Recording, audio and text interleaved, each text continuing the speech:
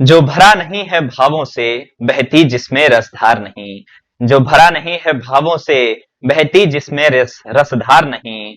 वह हृदय नहीं है पत्थर है, जिसमें स्वदेश का प्यार नहीं। वह हृदय नहीं है पत्थर है, जिसमें स्वदेश का प्यार नहीं। नमस्कार दोस्तों, स्वागत है आप सभी का आज के इस वीडियो लेक्चर में। तो आज हम शुरुआत करेंगे एक नया टॉपिक। आज हम शुरू करेंगे एक नया topic, diversity of living organism, यानी कि बायोडाइवर्सिटी। जनरली बायोडाइवर्सिटी के इक्का दुक्का क्वेश्चंस हमें एनडीए बायोलॉजी में मिल जाते हैं, ठीक है। सो थोड़ा बहुत जरूरी है कि हम बायोडाइवर्सिटी को भी समझें, बायोडाइवर्सिटी को भी पढ़ें। What are the various kind of life forms that are present on earth, ठीक है। तो चलिए शुरू करते हैं आज के इस वीडियो लेक्चर को, ठीक है। तो सबसे पहले समझते हैं कि बायोडाइवर्सिटी शब्द का मतलब क्या होता है। डाइवर्सिटी का मतलब हो गया वेरिएबिलिटी, विभिन्नता, विविधता, ठीक है। और बायो का मतलब हो गया जैव, life forms. So diversity of life forms is called as biodiversity, ठीक है ना। अर्थ में लाइफ किस किस फॉर्म में प्रेजेंट हो सकती है, दैट इज बायोडाइवर्सिटी, ठीक है। सो एक तरीके से हम इसको क्या कह सकते हैं, जैव विविधता, जैव विविधता, डाइवर्सिटी ऑफ लाइफ फॉर्म्स, ठीक है। So diversity of life forms is biodiversity. Diversity का मतलब क्या हो गया, डाइवर्सिटी ऑफ लाइफ फॉर्म्स या variability of life forms. Life किस किस फॉर्म में एग्जिस्ट करती है, ठीक है।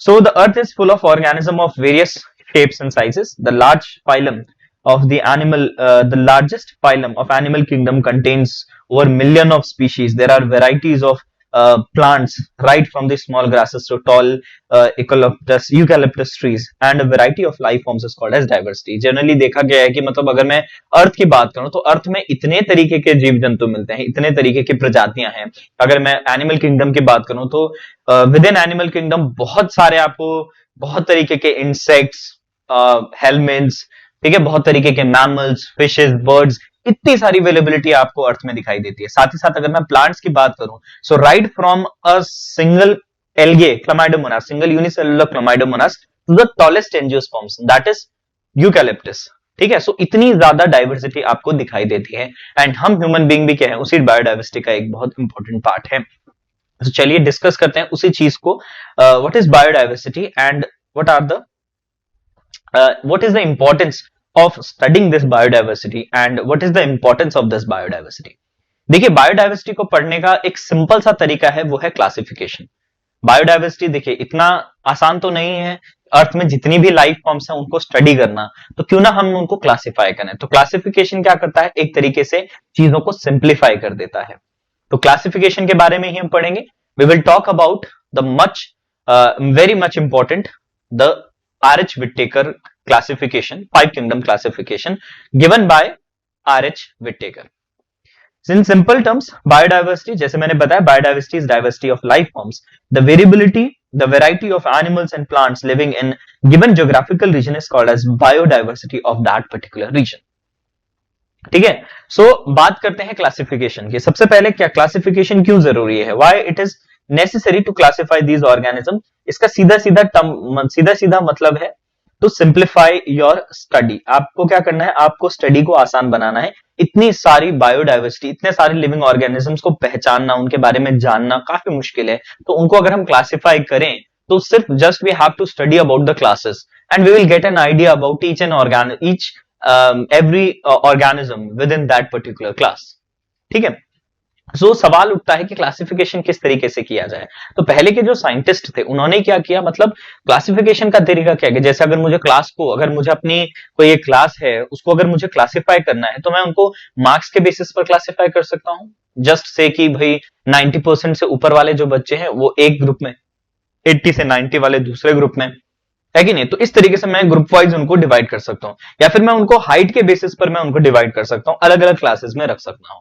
उसी तरीके से अगर मैं ऑर्गेनिजम्स की बात करूं, सो बायोडाइवर्सिटी में मतलब अर्थ में जितने भी ऑर्गेनिजम्स हैं उनको बेसिकली कुछ छोटे छोटे क्राइटेरियाज हैं जो बहुत इंपॉर्टेंट भी हो जाते हैं क्लासिफिकेशन के लिए। उनको अगर मैं बेसिक मानूं तो फिर हम क्लासिफाई कर सकते हैं, जैसे वेदर दे आर यूनिसेल्युलर और मल्टीसेल्युलर। तो कुछ कैटेगरीज हो गई कुछ ऑर्गेनिजम्स हो गए वो मल्टी सेलुलर और यूनिसेलुलर एक तरफ। मोड ऑफ न्यूट्रिशन के बेसिस पर कहूं तो हेटेरोट्रॉफिक, ऑटोट्रॉफिक, ठीक है, तो वहां पर आप उनको क्लासिफाई कर सकते हो। उसी तरीके से अगर मैं उनके सेल के बेसिस पर, सेल के स्ट्रक्चर के बेसिस पर अगर मैं उनको क्लासिफाई करता हूं, so you have prokaryotic organisms and you have eukaryotic organisms. Prokaryotic organism मतलब जिनके पास प्रिमिटिव न्यूक्लियस है, मतलब primitive nucleus means they lack a well defined nucleus, उनके पास एक वेल डिफाइंड न्यूक्लियस नहीं होता, जबकि यूकैरियोट्स के पास हो सकता है। तो ये कुछ एक आध बेसिक्स से जो कि इनिशियली यूज किए गए, ये कुछ कैरेक्टर्स थे जिनको यूज किया गया for classifying this biodiversity, living organisms को क्लासिफाई करने के लिए इस्तेमाल किया गया। लेकिन हर क्लासिफिकेशंस के कुछ ना कुछ डिसएडवांटेजेस होते हैं, ठीक है, कुछ डीमेरिट्स होते हैं। मतलब कभी कभी क्या था कि मतलब यूनिसेल्युलर मतलब देयर वर नॉट एक क्लियर कट क्लासिफिकेशन नहीं था कुछ कुछ ऑर्गेनिजम्स को लेकर, वी वर नॉट क्लैरिफाई कि हम इसको इस कैटेगरी में डालें या उस कैटेगरी में डालें। तो इन सब चीजों को, इतने सारे क्लासिफिकेशंस के आने के बाद एक जो रिमार्केबल क्लासिफिकेशन आया, दैट वाज आरएच विटेकर का 5 किंगडम क्लासिफिकेशन, जिसको हम आज भी फॉलो करते हैं, ठीक है, और उसी को हम स्टडी करेंगे। So presence and absence of the nucleus, what are the basis of classification, जैसे मैंने बताया प्रोकैरियोटिक और यूकैरियोटिक के बेसिस पर आप कर सकते हो, यूनिसेलुलर मल्टीसेलुलर के बेसिस पर आप उसको कर सकते हो, साथ ही साथ ऑटोट्रॉफ हेटेरोट्रॉफ यानी कि मोड ऑफ न्यूट्रिशन के बेसिस पर कर सकते हो, साथ ही साथ level of body organisation, body organisation के लेवल पर, मतलब वो सेलुलर लेवल पर है, टिश्यू लेवल पर है, ऑर्गन लेवल पर है, ऑर्गन सिस्टम लेवल पर है, ठीक है। So what are the levels of their organisation. साथ ही साथ हम एवोल्यूशनरी और फाइलोजेनेटिक रिलेशनशिप भी फाइंड कर सकते हैं, मतलब एंसेस्ट्री के बेसिस पर भी हम ऑर्गेनिजम्स को क्लासिफाई करते हैं। अगर दो ऑर्गेनिजम्स सिमिलर हैं, अगर बहुत सारे कैरेक्टर्स उनमें मैच करते हैं, तो वो they belong to a single category, single may be they are sharing some kind of ancestry, कोई ना कोई उनकी कॉमन एंसेस्ट्री है जो वो शेयर कर रहे हैं, इसीलिए हम उनको एक कैटेगरी में रख सकते हैं। सो ये भी एक इंपॉर्टेंट बेसिक्स हो सकता है क्लासिफिकेशन का, ठीक है। सो जैसे मैंने बताया कि much very very important thing is your Whittaker, R H Whittaker का 5 किंगडम क्लासिफिकेशन, ठीक है। So scientist name is R H Whittaker, जिन्होंने क्या दिया, जिन्होंने दिया 5 किंगडम क्लासिफिकेशन। उन्होंने कहा कि हम लिविंग फॉर्म्स को, जितने भी बायोडाइवर्सिटी है उसमें, अर्थ में जितने भी जीव जंतु हैं, उनको हम 5 बड़े बड़े कैटेगरीज में बांट सकते हैं, या हम 5 बड़े बड़े किंगडम्स में उनको बांट सकते हैं, called as 5 kingdom classification. They are Monera, Protista, Fungi, Plantae and Animalia, जिनके बारे में आपने क्लास 9th में भी सुना होगा, 9th का ही चैप्टर है ये, ठीक है। आप एनसीईआरटी भी रेफर कर सकते हैं इसको पढ़ने के लिए, बहुत काफी क्वेश्चंस बन सकते हैं, बहुत अच्छा चैप्टर है और बहुत डिटेल वाला चैप्टर है, काफी कुछ चीजें याद रखनी पड़ती हैं इसमें, इतने सारे नाम्स वगैरह, इतने सारे आप छोटे छोटे कोड्स भी बना सकते हैं जिसके थ्रू आप इनको याद कर सकते हैं, इन नामों को याद करने के लिए, ठीक है। सो you have Monera, Protista, Fungi, Plantae and animalia. हम सबने इनके बारे में कहीं ना कहीं सुना होगा, बट इंपॉर्टेंट कुछ कुछ इंपॉर्टेंट कैरेक्टर्स हम इनके बारे में चूज करेंगे एंड देखेंगे कि किस तरीके के क्वेश्चंस जो है इन पर्टिकुलर ऑर्गेनिज्म से आते हैं। तो सबसे पहले आज के लेक्चर में हम डिस्कस करेंगे Monera, Protista, fungi and Plantae. Next chapter में, नेक्स्ट लेक्चर में हम डिस्कस करेंगे about animal kingdom, because animal kingdom is very vast, बहुत वास्ट है। चलिए सबसे पहले बात करते हैं मोनेरा। तो मोनेरा क्या है? मोनेरा सिंपल सी चीज है, Monera includes all the bacterias, सारे के सारे बैक्टीरियाज कौन से किंगडम में आते हैं? मोनेरा में आ जाते हैं, ठीक है। So Monera includes all the bacterias, ठीक है, बैक्टीरियाज। और बैक्टीरिया क्या होते हैं? सारे के सारे prokaryotic organisms. So they all are prokaryotic, unicellular prokaryotic organisms means Monera, ठीक है, ऑल द बैक्टीरियाज। सो बैक्टीरिया के बारे में क्या क्या जानने की जरूरी है, क्या क्या जानना जरूरी है? बैक्टीरिया पहले बात प्रोकैरियोटिक होते हैं, ठीक है, they are prokaryotic. Then you have two types of bacteria, you have archaebacteria and you have eubacteria. Archaebacteria थोड़े बहुत सिमिलर होते हैं, कुछ कैरेक्टर्स होते हैं जो कि यूकैरियोटिक से मिलते जुलते हैं, ठीक है। और यू बैक्टीरिया यानी कि ट्रू बैक्टीरियाज, जो ट्रू प्रोकैरियोटिक नेचर दिखाते हैं, ठीक है। जो आर्की बैक्टीरियाज हैं वो एक्सट्रीम कंडीशंस में रहते हैं, they are found in very extreme conditions. जैसे you have methanogens, you have thermoacidophiles, ठीक है, यू हैव हेलोजेंस मतलब हेलोफिल्स जो कि सॉल्टी कंडीशंस में रहते हैं, हायर टेम्परेचर में रहना जानते हैं। साथ ही साथ मेथेनोजेंस जो कि आपके जो केटल्स होते हैं, केटल्स के गट पे रहते हैं, मीथेन प्रोड्यूसिंग बैक्टीरियाज हैं। ये सारे के सारे किसकी कैटेगरी में आ जाते हैं? ये आर्की बैक्टीरियाज की कैटेगरी में आ जाते हैं, then you have eubacterias. Eubacterias को अगर फर्दर मुझे क्लासिफाई करना पड़ा तो यू बैक्टीरियाज को मैं मोड ऑफ न्यूट्रिशन के बेसिस पर क्लासिफाई करता हूं। जनरली हम सोचते हैं कि bacterias are heterotrophic, but bacterias can be autotrophic and they can be heterotrophic. Autotrophic की बात की जाए तो you have two types of autotrophic bacteria. Some of them they are photosynthetically autotrophic and some of them they are chemosynthetically autotrophic. Photosynthetically autotrophic का मतलब they perform photosynthesis and chemosynthetic का मतलब कि वो जो आज environment में जो भी inorganic substances हैं वो उसको इस्तेमाल करते हैं as a source of energy. And then you have heterotrophic bacteria जो कि दूसरे organisms पर dependent होते हैं। ठीक है, बहुत सारे एग्जांपल्स हैं। साथ ही साथ अगर मुझे बैक्टीरिया के बारे में एक और इंपॉर्टेंट चीज अगर मुझे बतानी हो, so that is the bacterial cell wall. Cell wall जो है, सेल वॉल प्रेजेंट होती है और सेल वॉल किसकी बनी होती है? इनकी सेल वॉल को हम कहते हैं म्यूरिन।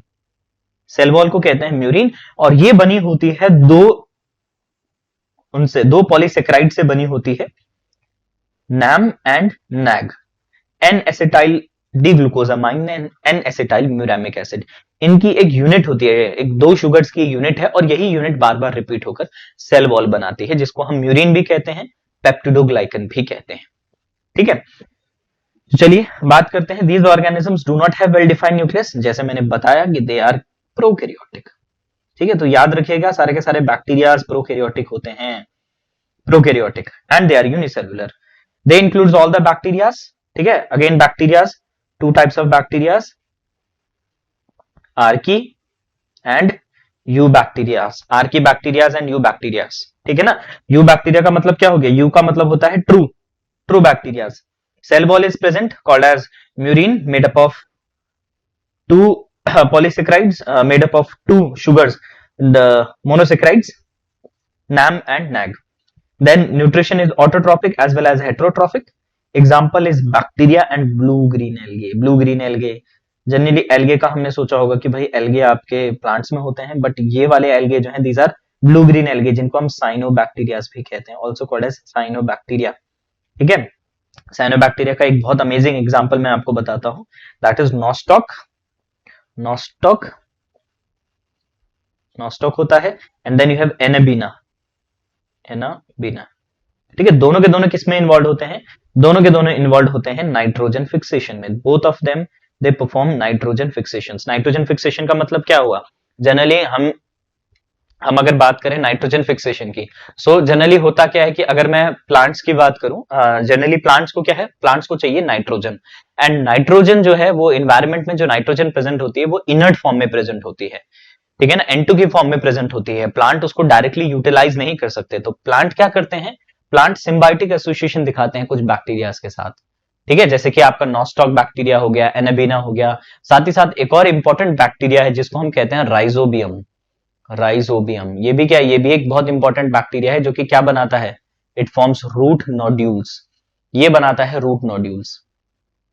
ठीक है, किसके साथ? लेग्यूम्स के साथ।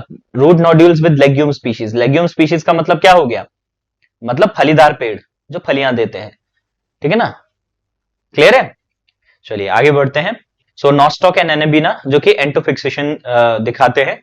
एंटोफिक्सेशन मतलब ये क्या करते हैं? जो एटमॉस्फेरिक नाइट्रोजन है उसको अमोनिया में कन्वर्ट करते हैं। They convert it into ammonia, ताकि प्लांट क्या कर सके? उस चीज को यूटिलाइज कर सके।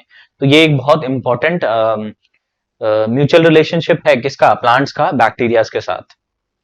ठीक है, चलिए आगे बढ़ते हैं। Moving towards your another kingdom, अगले किंगडम की तरफ बढ़ते हैं, that is your Protista. Protista को अगर मुझे एक लाइन में डिफाइन करना हो तो they are unicellular eukaryotic bacteria. देखिए मोनेरा जो था, मोनेरा में सारे के सारे प्रोकैरियोटिक आ जाते हैं। मोनेरा के बाद सारे के सारे eukaryotic organisms. You have eukaryotic organisms, unicellular eukaryotic organisms are protistas. ठीक है ना, प्रोटेस्टास के बारे में एक और चीज मैं बता दूं, ये 3 तरीके के होते हैं। Protistas are of 3 types. They are animal like जो प्रोटेस्टास होते हैं, they are called as protozoans.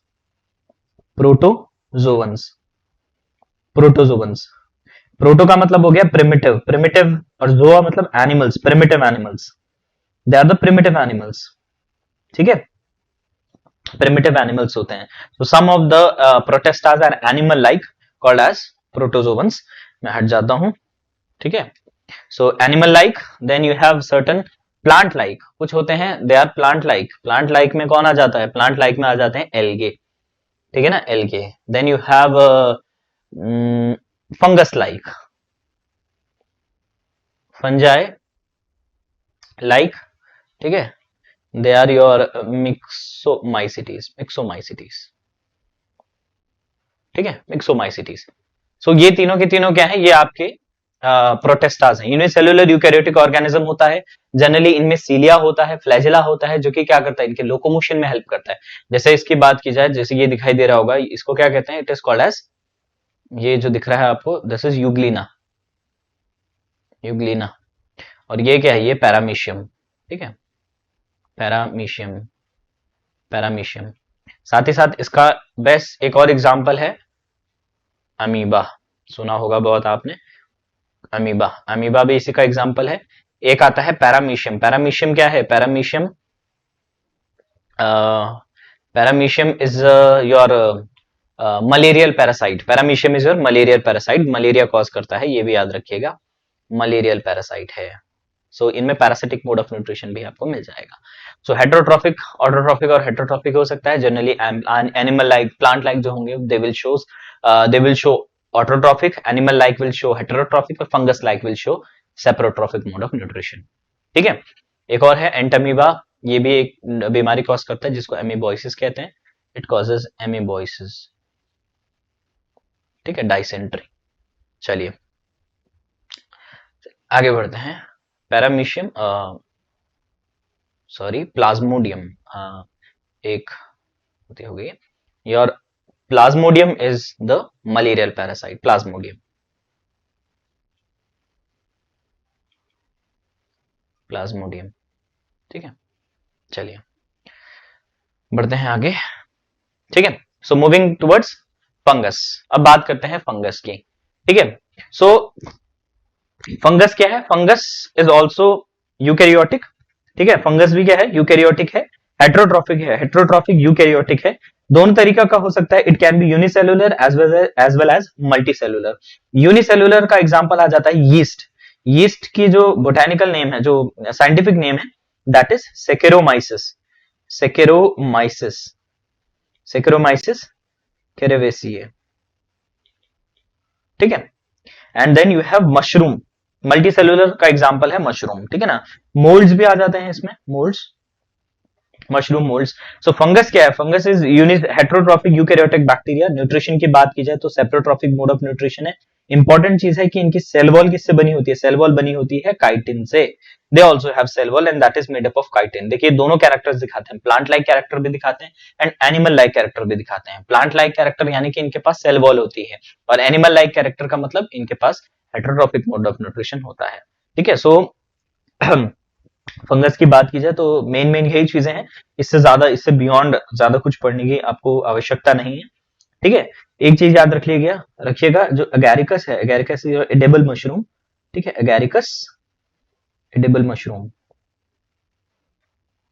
ठीक है, मशरूम मोल्ड्स, ठीक है। और आपका यीस्ट वगैरह ये सब इसमें काम आते हैं। यीस्ट की अगर बात की जाए तो यीस्ट के बारे में हम बता चुके हैं पहले भी, बेकिंग में भी काम आता है और साथ ही साथ ब्रूइंग इंडस्ट्री में भी काम आता है। सो इसको ब्रूअर्स ईस्ट भी कहते हैं, it is also called as baker yeast. साथ ही साथ इसको बडिंग ईस्ट भी कहते हैं क्योंकि ये रिप्रोडक्शन दिखाता है थ्रू बडिंग, ठीक है।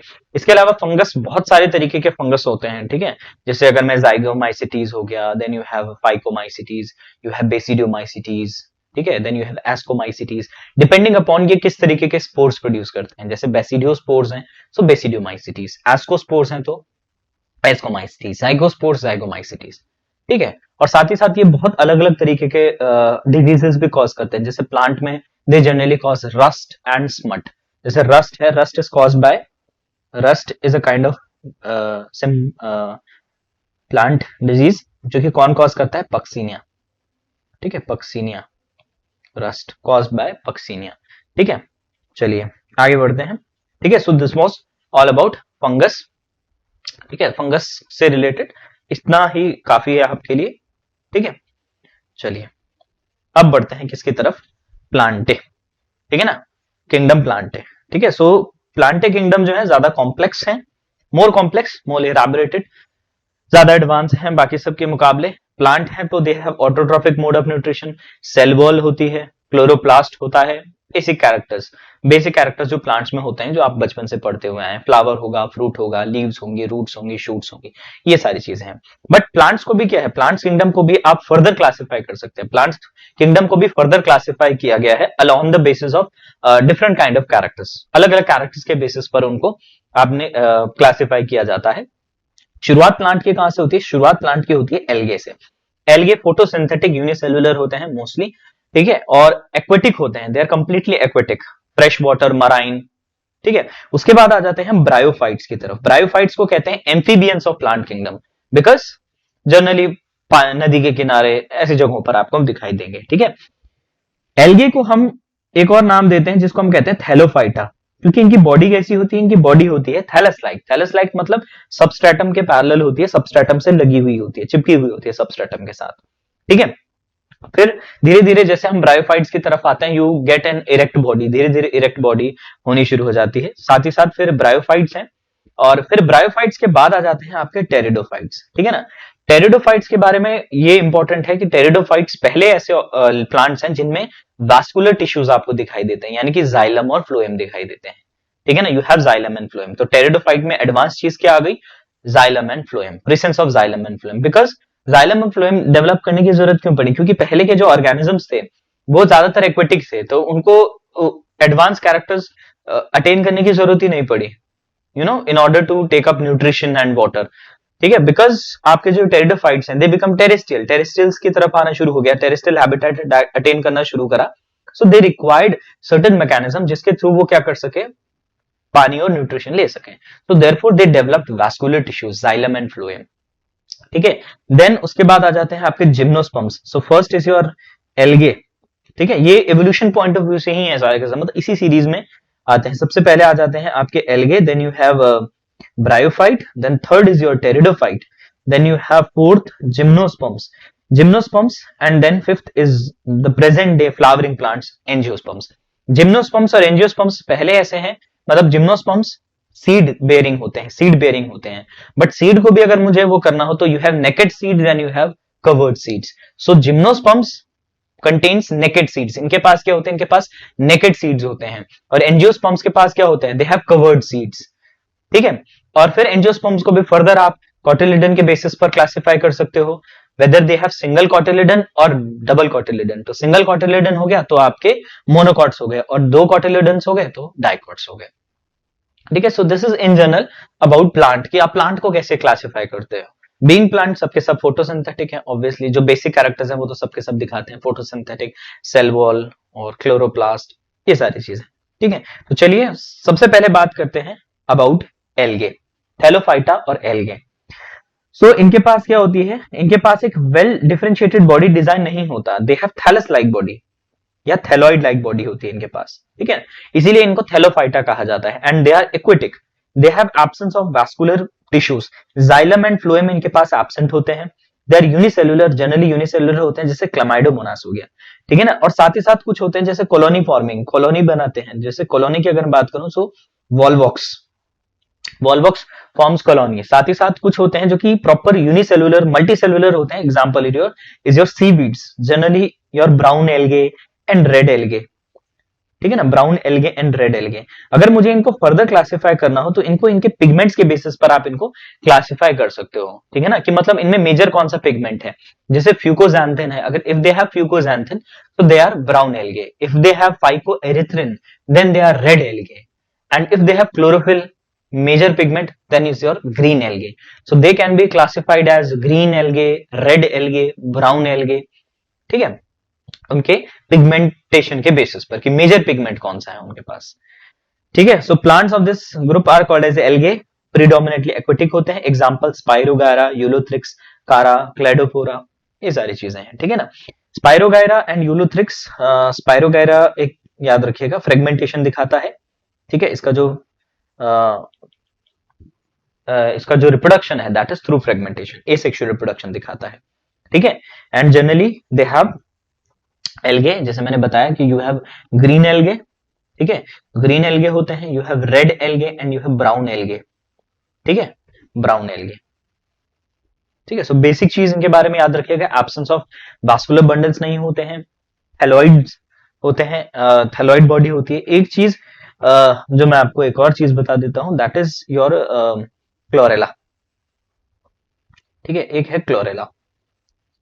Chlorella is a very good एक यूनिसेलुलर नॉन मोटाइल एल्गे है, जो कि क्या है, एज अ फूड सप्लीमेंट की तरह इस्तेमाल किया जाता है, food supplement in space, in space वगैरह में एज अ फूड सप्लीमेंट की तरह इसको इस्तेमाल किया जाता है, फूड की तरह इस्तेमाल किया जाता है, बहुत न्यूट्रिशनली बहुत ज्यादा रिच है। ठीक है, चलिए, this was all about algae. ठीक है, और ज्यादा कुछ ऐसा स्पेशलाइज मतलब ज्यादा कुछ डिटेल में ऐसे क्वेश्चंस नहीं आते हैं बायोडाइवर्सिटी को लेकर, लिमिटेड क्वेश्चंस ही आते हैं, इसीलिए हम लिमिटेड लिमिटेड चीजें ही पढ़ेंगे। ब्रायोफाइटा, आते हैं ब्रायोफाइटा की तरफ। ब्रायोफाइटा जैसे मैंने कहा, they are called as amphibians of the plant kingdom. Bryophyta को भी फर्दर दो पार्ट्स में आप डिवाइड कर सकते हो, लिवरवॉर्ड्स एंड मॉसेस। ब्रायोफाइट्स की अगर हम बात करें तो एम्फीबियंस हैं, फॉल्स चीजें होती हैं इनके पास, they don't have root, shoot और लीव्स नहीं होती, leaf like, root like and stem like characters होते हैं इनके पास। ठीक है, प्लस एक और चीज याद रखिएगा कि इनकी जो बॉडी होती है, अच्छा अगर मैं इनके लाइफ साइकिल की बात करूं, so algae have haplontic life cycle, याद रखिएगा हैप्लॉन्टिक लाइफ साइकिल, यानी कि इनकी जो मेन प्लांट बॉडी होती है वो होती है हैप्लॉइड, यानी कि इनका जो मेन प्लांट बॉडी है उसमें एन नंबर ऑफ क्रोमोसोम्स हैं, एन नंबर ऑफ क्रोमोसोम यानी कि सिंगल सेट ऑफ क्रोमोसोम्स हैं, हैप्लॉन्टिक प्लांट बॉडी होती है इनकी, therefore they have haplontic life cycle. बात करें अगर ब्रायोफाइटा की, तो bryophyta have haplodiplontic life cycle, यानी कि ये ऑल्टरनेशन ऑफ जनरेशन दिखाते हैं। ब्रायोफाइट्स एंड टेरिडोफाइट्स दोनों ही ऑल्टरनेशन ऑफ जनरेशन दिखाते हैं। ऑल्टरनेशन ऑफ जनरेशन का मतलब क्या हो गया कि during their life forms they exist in two, they have two body structures. ठीक है, अपनी लाइफ के दौरान दो बॉडी स्ट्रक्चर्स होते हैं इनके पास, एक होता है गेमीट प्रोड्यूसिंग गेमेटोफाइट, एक होता है स्पोर प्रोड्यूसिंग स्पोरोफाइट। ठीक है ना, सो जनरली ब्रायोफाइट्स में जो मेन प्लांट बॉडी होती है वो गेमेटोफाइट होती है, टेरिडोफाइट्स में जो मेन प्लांट बॉडी होती है वो स्पोरोफाइट होती है। ठीक है, इसीलिए आपकी जो ब्रायोफाइट्स हैं और आपके जो टेरिडोफाइट्स हैं, दे शोज हैप्लोडिप्लॉन्टिक लाइफ साइकिल, यानी कि दे shows proper alternation of generation दिखाते हैं। ब्रायोफाइट्स हैप्लॉन्टिक लाइफ, हैप्लॉइड वाला पार्ट उनका डोमिनेट होता है, गैमेटोफाइट डोमिनेंट होता है, स्पोरोफाइट डिपेंडेंट होता है गैमेटोफाइट पर अपने न्यूट्रिशन को लेकर, और टेरिडोफाइट्स की बात की जाए तो दे हैव स्पोरोटिक, मतलब ये लगा लो कि उनके पास उनका स्पोरोफाइट डोमिनेटिंग होता है, जो गैमेटोफाइट है वो डिपेंडेंट होता है स्पोरोफाइट पर। ठीक है, so they are called as liverworts, they can be classified as liverworts and mosses. Body is differentiated into stem leaf like characters, जैसे मैंने बताया like, they lack true roots, stems and leaves. However, no specialized tissues, कोई conduction tissues नहीं होते हैं, यानी कि xylem और phloem इनमें भी absent होते हैं। They example are mosses and funaria. एक और चीज याद रखिएगा, एक important example है sphagnum. Sphagnum is also called as peat moss. Peat moss. ये भी कभी कभी आप याद रख सकते हो। ठीक है, और एग्जांपल अगर आपको याद रखने हैं, जैसे अगर मैं लिवरवुड्स के एग्जांपल दूं, then you have Marchantia, Marchantia है। ठीक है, you have Marchantia, then you have Riccia, Marchantia, Porella. ठीक है, देन यू हैव एंथोसिरोस, तो ये सारे इसके एग्जांपल्स हैं, Anthoceros. Then you have Funaria, Funaria जैसे मैंने बताया मॉस की कैटेगरी में आता है फ्यूनेरिया। ठीक है, सो ये सारे के सारे क्या हैं, ये आपके ब्रायोफाइट्स के एग्जांपल्स। चलिए आगे बढ़ते हैं ब्रायोफाइट्स के बारे में। ठीक है, सो ब्रायोफाइट से आगे बढ़ते हैं किसकी तरफ, टेरिडोफाइट्स की तरफ। ठीक है, सो ब्रायोफाइट से मूविंग टुवर्ड्स टेरिडोफाइट्स। सो टेरिडोफाइट्स जैसे मैंने बताया, ये पहले प्लांट्स हैं जिनके पास क्या आता है, जिनके पास वास्कुलर टिश्यूज आते हैं, यानी कि दे हैव जाइलम एंड फ्लोएम, मतलब जाइलम एंड फ्लोएम सबसे पहले किसमें दिखाई दिए, टेरिडोफाइट्स में। इंपॉर्टेंट चीज है, साथ ही साथ they have true root, shoot and leaves, body differentiated होती है रूट, स्टेम्स और लीव्स में। साथ ही साथ they have seed habit, seed habit, कुछ ऐसे प्लांट्स हैं इनमें जो कि सीड हैबिट दिखाते हैं, दे डोंट हैव सीड्स, ये भी याद रखिएगा। ठीक है, साथ ही साथ लीव्स में भी फर्क होता है, कुछ मेगा फिलस होते हैं, कुछ माइक्रोफिलस होते हैं, यानी कि स्मॉलर लीव्स होती हैं, स्केल लाइक लीव्स होती हैं, जैसे इक्विसिटम आ जाता है। ठीक है, and many of them they are living fossil. Living fossil का मतलब क्या हो गया कि वो अपनी पर्टिकुलर कैटेगरी के इकलौते ऐसे मतलब रिप्रेजेंटेटिव्स हैं, बाकी सब उनके एक्सटिंक्ट हो चुके हैं उनकी कैटेगरी के, मतलब अगर किसी पर्टिकुलर फैमिली की बात की जाए तो उस फैमिली का इकलौता मेंबर वो लिविंग फॉसिल होगा, ठीक है ना। किसी ऑर्डर का इकलौता member, that will be a living fossil, जैसे Psilotum, Equisetum, these all are example of living fossils and pteridophytes। साथ ही साथ टेरिडोफाइट्स में क्या आ जाते हैं, टेरिडोफाइट्स को भी आप फर्दर दो पार्ट्स में डिवाइड कर सकते हो, ठीक है ना। जो लोअर टेरिडोफाइट्स आ जाते हैं they are called as horsetails, horsetails जैसे इक्विसिटम, साइलोटम, ये सब। And then you have ferns, ferns में जैसे टेरिस, ड्रायोटेरिस, सेलाजिनेला, ये सब चीजें फर्न्स में आ जाती हैं। फर्न्स देखे होंगे आपने, जैसे जनरली आप पहाड़ों की तरफ जाओ तो आपको फर्न्स दिखाई देंगे। एक वो होता है टैटू फर्न जिसको हम कहते हैं, जिसको आप, जिसके पीछे जो होता है व्हाइट व्हाइट पाउडर सब्सटेंसेस होता है, जब आप इसको लगाओ थोड़ी देर के लिए चिपका दो तो वहां पर टैटू बन जाता है, टैटू फोन, ठीक है ना। सो ये सारी चीजें किस में आ जाती हैं, ये टेरिडोफाइट्स में आ जाती हैं। बहुत ही अमेजिंग, बहुत ही सुंदर पौधे आपको दिखाई देंगे पहाड़ों पर जब आप जाएंगे, and they will be called as ferns, ठीक है। तो चलिए बात करते हैं टेरिडोफाइट्स को लेकर। Pteridophytes body is divided into stem, leaves and roots. They have specialized tissues for conduction, यानी कि इनके पास जाइलम होता है, फ्लोएम भी होता है। They includes horsetails and ferns, presence of seed habit but lack seeds, इनके पास seeds नहीं होते हैं, ठीक है। Some example are marsilia, ferns and horsetails। Seedless plants are called as cryptogram। एक और चीज याद रखिएगा, जिन प्लांट्स के पास सीड नहीं होती है, सीडलेस प्लांट। अब तक हमने तीन प्लांट्स की तीन कैटेगरी पढ़ी, एल्गे, टेलोफाइटा, ब्रायोफाइटा एंड टेरिडोफाइटा। तीनों ऐसे हैं जो सीड नहीं दिखाते हैं। तो जो सीडलेस प्लांट्स होते हैं उनको हम क्या कहते हैं, they are called as cryptograms. They includes thallophyta, bryophyta and pteridophyta. जबकि जिनके पास सीड्स होती हैं they are called as phanerograms, जिसमें आपकी एंजियोस्पर्म्स और जिम्नोस्पर्म्स आते हैं, ठीक है। सो दो इंपॉर्टेंट कैरेक्टर है यहाँ पर, एक तो presence of vascular tissues and presence of seeds. So absence of vascular tissues Thallophyta and bryophyta, presence of vascular tissues Pteridophyta, gymnosperms and angiosperms. Absence of seeds, cryptograms. It includes Thallophyta, Bryophyta and Pteridophyta. Presence of seeds, phanerograms, gymnosperms and angiosperms. यानी कि मैं आपके जो pteridophytes है, pteridophytes को मैं seedless vascular plants भी कह सकता हूं। They can be called as seedless vascular plants, ठीक है। They can be called as seedless vascular plants भी कह सकते हैं हम उनको, ठीक है। चलिए इसमें कुछ एग्जांपल्स, जैसे मैंने बताया इक्विसिटम, ठीक है, इक्विसिटम, ठीक है, equisetum. Then you have Psilotum,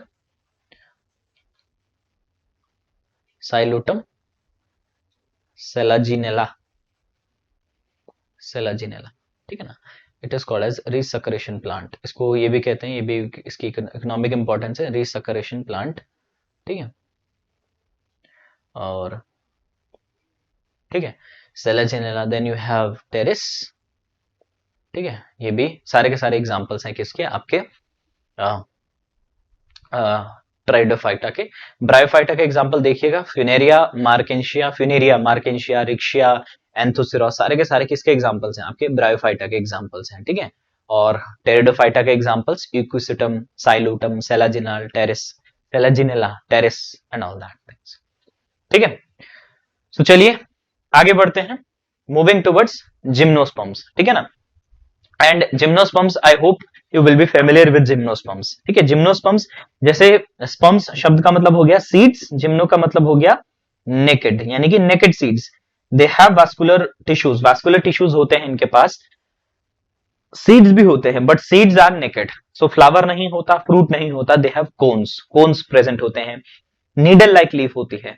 needle like leaf क्यों होती है, क्योंकि ये रहते हैं एक्सट्रीम कंडीशंस पर। पहाड़ों पर जनरली आपने देखा होगा, जैसे आपने चीड़ का पेड़ देखा होगा, देवदार का पेड़ देखा होगा, यू मस्ट हैव सीन एरुकेरिया, ठीक है। साथ ही साथ आपका जो क्रिसमस पेड़ है, ये सारे क्या है, एक्सट्रीम कंडीशंस में रहने वाले पेड़ हैं। और साथ ही साथ क्या है, क्योंकि एक्सट्रीम कंडीशंस में रहते हैं, जेरोपिटिक कंडीशंस में रहते हैं, so they have to reduce the water loss by transpiration. So in order to reduce that water loss by transpiration, they have reduced leaf surface, उनका लीफ सरफेस बहुत रिड्यूस्ड होता है, इसीलिए इनके पास निडल लाइक लीव्स होती हैं। So needle like leaves are there, soft wood बोलते हैं, सॉफ्ट वुड स्पीशीज है, ठीक है ना। इसका मतलब ये नहीं है उनके पास सॉफ्ट वुड होती है, इनकी वुड बहुत काम आती है। दे आर मतलब टिम्बर, एक अच्छी क्वालिटी का टिम्बर, जैसे देवदार और चीड़ की लकड़ी बहुत गुड क्वालिटी का टिम्बर प्रोड्यूस करते हैं, ठीक है। softwood species, they have needle like leaves, then they have xylem but they lack xylem vessels, xylem vessels नहीं होते इनके पास, कंपेनियन सेल्स नहीं होते हैं, फ्लोएम में कंपेनियन सेल्स नहीं होते हैं, फ्लोएम होता है, जाइलम होता है, जाइलम में वेसल्स नहीं होते हैं, फ्लोएम में कंपेनियन सेल्स नहीं होते हैं, फ्रूट्स नहीं होते हैं, सीड्स नहीं होते हैं, सीड्स होते हैं सॉरी, एंड विंग्ड पोलन्स होते हैं, ठीक है, विंग्ड पोलन्स होते हैं, पॉलिनेशन इज थ्रू विंड, और कोन्स होते हैं, सो दे कैन बी मोनुशियस और डाइशियस भी हो सकते हैं, मतलब मेल कोन फीमेल कोन एक ही पौधे में हो सकता है, या फिर they have male cone and female cone in different, ठीक है। सो बहुत सारी चीजें बता चुका हूं मैं जिम्नोस्पर्म्स के बारे में, ठीक है। So they bear naked seeds, they are perennial evergreen and woody species होती हैं, सेकेंडरी ग्रोथ भी होती है। अब तक हमने सेकेंडरी ग्रोथ नहीं देखे थे, लेकिन अब जिम्नोस्पर्म्स एंजियोस्पर्म्स में आपको सेकेंडरी ग्रोथ भी दिखाई देगी, यानी कि वुड फॉर्मेशन भी दिखाई देगा। और जैसे मैंने बताया कि they are softwood species, softwood species होते हैं, ठीक है। They have xylem but xylem vessel is absent, they have phloem but companion cell is absent, they bear cones, don't produce fruits and flowers वगैरह नहीं होते हैं, कॉनिकल शेप के होते हैं, जनरली आपने देखा होगा इस तरीके के कुछ शेप के होंगे, क्योंकि ये भी क्या है, ये भी उनका एक अडेप्टेशन है, क्योंकि स्नो वगैरह ताकि क्या हो जाए, गिर जाए, अगर उनके लीव्स पर स्नो वगैरह पड़ती है तो इस तरीके के। दे हैव पाइन्स, पाइनस, देवदार, सेड्रस देवदारा, ठीक है। सेड्रस देवदारा क्या है, आपके हिमाचल का स्टेट ट्री, ठीक है ना। सो इसके अलावा एक और जो इंपॉर्टेंट क्वेश्चन है, एक और इंपॉर्टेंट चीज जो मैं आपको बताऊं, that is ginkgo, ginkgo biloba, ginkgo, ginkgo, ginkgo biloba, ठीक है। गिंको बाइलोबा होता है, ये एक लिविंग फॉसिल है, ये भी याद रखिएगा, लिविंग फॉसिल है, it is a living fossil, ठीक है, लिविंग फॉसिल है, जनरली बाल कुंवरी बोलते हैं इसको, गिंको बाइलोबा, ठीक है। देन एक होता है नीटम, एक और है नीटम। जनरली नीटम क्या है, नीटम मतलब कुछ ऐसी स्पीशीज हैं जिम्नोस्पर्म्स की जो एंजियोस्पर्म्स से बहुत ज्यादा रिजेंबल करती हैं, मतलब देखने में ऐसा लगता है कि हाँ वो एंजियोस्पर्म होगा, उसका प्लांट कैरेक्टर्स के बेसिस पर अगर देखा जाए तो वो उनमें क्या होगा, वो ऐसे लगेगा कि भाई वो आपका एंजियोस्पर्म है, बट वो एक्चुअली में जिम्नोस्पर्म होते हैं, जैसे वेलविट्सिया है, नीटम है, ठीक है। सो ये कुछ ऐसे पौधे हैं जो कि रिजेंबल करते हैं एंजियोस्पर्म से, ठीक है, बाकी दे ऑल आर जिम्नोस्पर्म्स, ठीक है। सो जिम्नोस्पर्म्स के बारे में ये सारी बातें याद रखिएगा, ठीक है। बढ़ते हैं अब एंजियोस्पर्म्स की तरफ।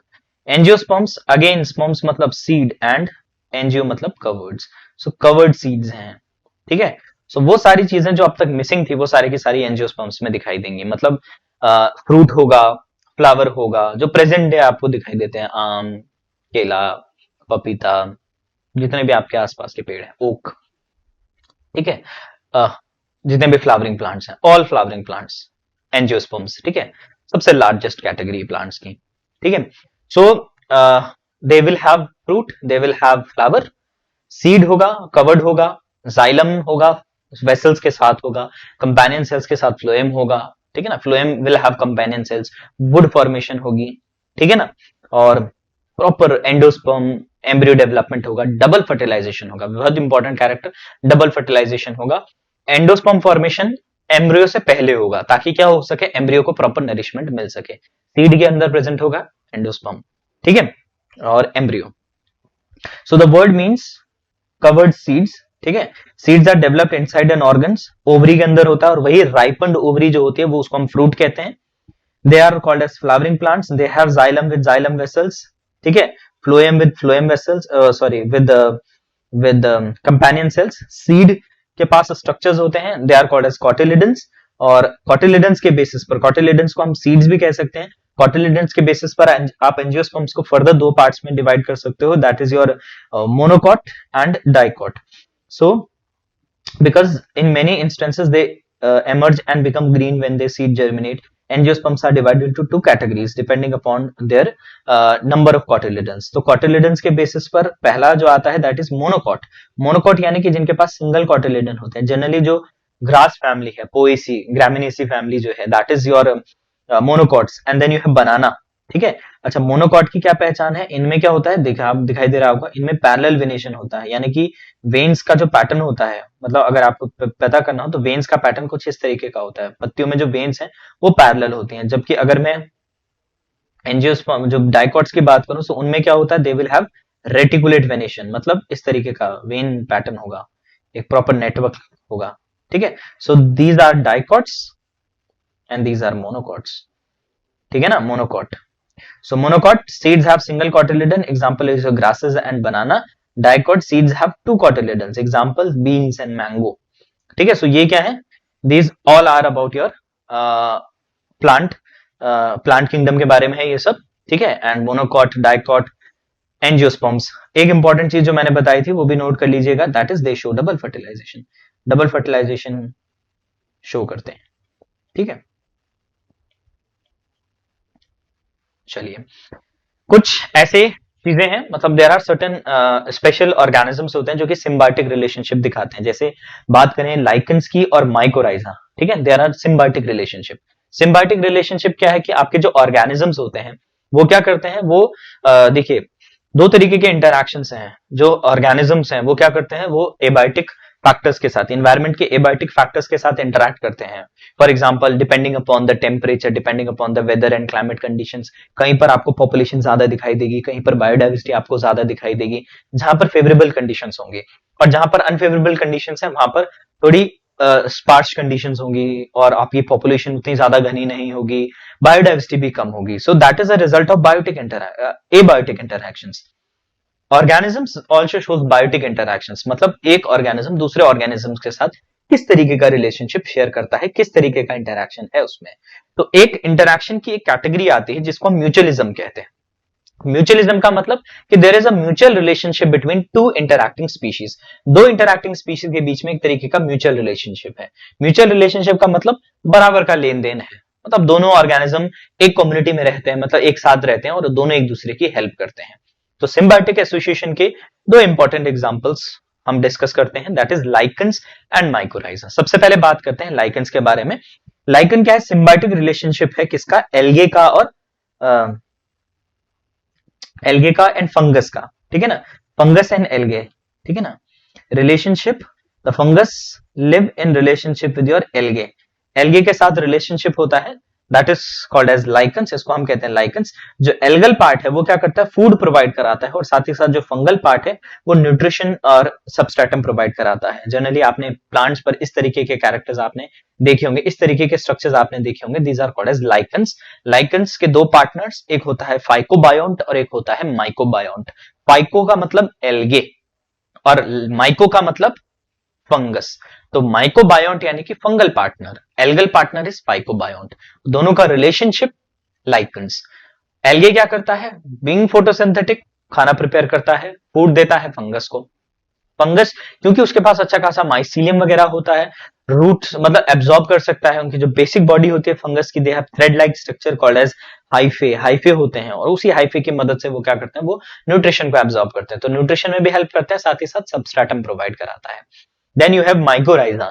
माइकोराइजा इज अगेन, माइको मतलब फंगस, राइजा मतलब रूट्स। ये भी एक सिम्बायोटिक एसोसिएशन होता है किसका, फंगस का रूट्स के साथ। हायर प्लांट्स के, हायर एंजियोस्पर्म्स और जिम्नोस्पर्म्स प्लांट होते हैं, देवदार, पाइनस, इनके साथ क्या होता है, इनके साथ इनका सिम्बायोटिक रिलेशनशिप है, ठीक है। अगेन प्लांट है तो वो क्या करेगा, फोटोसिंथेसिस परफॉर्म करेगा और फंगस को क्या देगा, न्यूट्रिशन प्रोवाइड कराएगा, और फंगस हेल्प करेगा प्लांट को न्यूट्रिशन प्रोवाइड कराने में, ठीक है ना। साथ ही साथ एक इंपॉर्टेंट चीज, ये क्या करता है, ये फास्फोरस की मोबिलिटी को बढ़ा देता है, very important for phosphorus, phosphorus की मोबिलिटी को बढ़ा देता है माइकोराइजा, ठीक है। सो माइकोराइजा सिम्बायोटिक एसोसिएशन है फंगस का रूट्स के साथ, roots of higher plants. Fungus helps in absorption of nutrition, ठीक है ना, मेनली मैंने बताया आपको phosphorus, while plants provide shelter and food to the fungus, ठीक है। सो चलिए, this was all about the first part of diversity of living organism. Next part में हम डिस्कस करेंगे about animal kingdom. Till then, bye bye.